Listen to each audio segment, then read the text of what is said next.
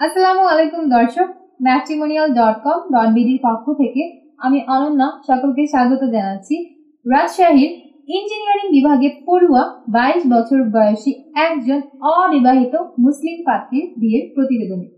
শুরুতেই আপনাদেরকে পাত্রীর আইডি নম্বরটি জানিয়ে দিচ্ছি।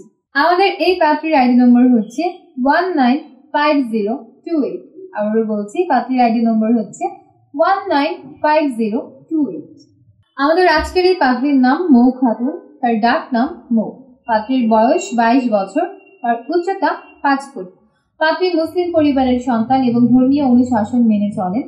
আমাদের এই পাত্রী বৈবাহিক অবস্থার ক্ষেত্রে জানিয়েছেন তিনি অবিবাহিত। শিক্ষাগত যোগ্যতার ক্ষেত্রে পাত্রী জানিয়েছেন তিনি ডিপ্লোমা ইঞ্জিনিয়ারিং এ পড়াশোনা করছেন, তবে বর্তমানে তিনি কোনো পেশাতে নিয়োজিত নন। পাত্রী বর্তমানে রাজশাহী সদরে অবস্থান করছেন। পাত্রীর রক্তের গ্রুপ ও পজিটিভ। পাত্রীর গায়ের রং উজ্জ্বল শ্যামলা। শখ ও আগ্রহের ক্ষেত্রে পাত্রী জানিয়েছেন তিনি রান্না করতে খুবই ভালোবাসেন এবং এর পাশাপাশি অবসর সময় তিনি ঘুরে বেড়াতে পছন্দ করেন। পাত্রীর পছন্দের পোশাক হচ্ছে 3 পিস এবং আমাদের এই পাত্রী আইসক্রিম খেতে খুবই ভালোবাসেন। ফ্যামিলি ইনফরমেশনের ক্ষেত্রে এই পাত্রী জানিয়েছেন তিনি মধ্যবিত্ত পরিবারের সন্তান।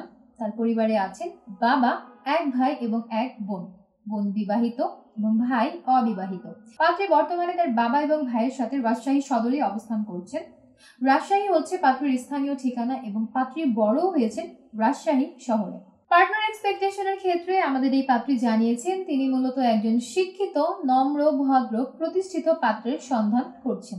পাত্রী আরও জানিয়েছেন পাত্রের সর্বনিম্ন বয়স 28 থেকে সর্বোচ্চ 35 বছরের মধ্যে হতে হবে। পাত্রের উচ্চতা কমপক্ষে 5 ফুট 4 ইঞ্চির উপরে হতে হবে। পাত্রকে অবশ্যই মুসলিম পরিবারের সন্তান হতে হবে এবং ধর্মীয় অনুশাসনগুলো মেনে চলতে হবে। শুধুমাত্র অবিবাহিত পাত্র যারা আছেন তারাই আমাদের আজকের এই পাত্রীর জন্য বিয়ের প্রস্তাব করতে পারবেন। শিক্ষাগত যোগ্যতার ক্ষেত্রে পাত্রী জানিয়েছেন কমপক্ষে এইচএসসি কমপ্লিটেড পাত্র যারা আছেন তারাই আবেদন করতে পারবেন, তবে গ্র্যাজুয়েশন কমপ্লিটেড হলে ভালো।